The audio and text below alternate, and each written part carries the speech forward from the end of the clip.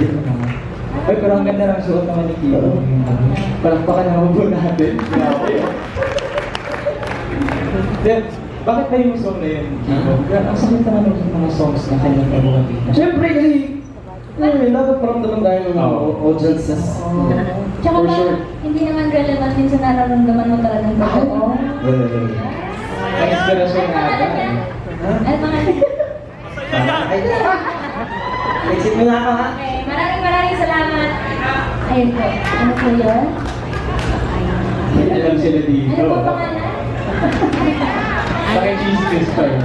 Pero, palapakan din natin po ang ating fan member. Kung kami na ay, kung ba siya na kantaan ni Kimo for that second or part of this beautiful night. Buhayin naman natin ang nagdurog puso niya. Turo mo? Oh. Gano'n ba ka nagturo mo yan? Sobrang ganyan. Parang hindi naman totoo talaga.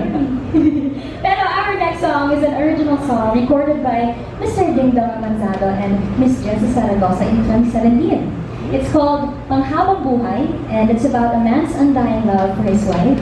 Yan ang goals natin. So, ladies and gentlemen, ito po ang aming version.